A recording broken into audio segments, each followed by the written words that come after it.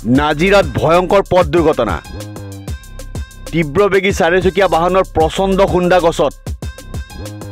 বাহনখন ভাঙি চূৰ্ণ বিচূৰ্ণ হৈ যায় নাজিৰাৰ দিখৌ দলঙৰ সমীপত ভয়ংকৰ পথ দুৰ্ঘটনা সংঘটিত হৈছে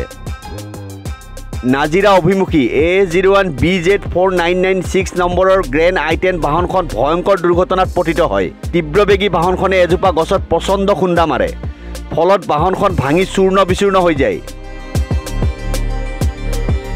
কথম্পি পাণৰক্ষা বাহনখনত থকা আৰোহীৰ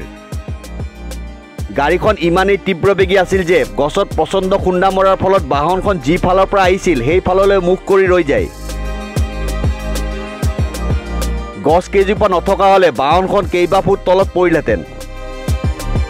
নাজিৰাৰ দিখৌ দলঙৰ সমীপত ভয়ংকৰ পথ দুৰ্ঘটনা সংঘটিত হৈছে নাজিৰা অভিমুখী A01BZ4996 নম্বৰৰ গ্ৰেণ্ড I10 বাহনখন ভয়ংকৰ দুৰ্ঘটনাত পতিত হয় তীব্ৰবেগী বাহনখনে এজোপা গছত প্ৰচণ্ড খুন্দা মাৰে ফলত বাহনখন ভাঙি চূৰ্ণ বিচূৰ্ণ হৈ যায় কথম্পি পাণৰক্ষা বাহনখনত থকা আৰোহীৰ গাড়ীখন ইমানেই তীব্ৰবেগী আছিল যে গছত প্ৰচণ্ড খুন্দা মৰাৰ ফলত বাহনখন যি ফালৰ পৰা আহিছিল সেই ফাললৈ মুখ কৰি ৰৈ যায় গছ কেইজোপা নথকা হ'লে বাহনখন কেইবা ফুট তলত পৰিলহেঁতেন নাজিৰাৰ পৰা ৰফিকুৰ ৰহমানৰ ৰিপৰ্ট নিউজ 13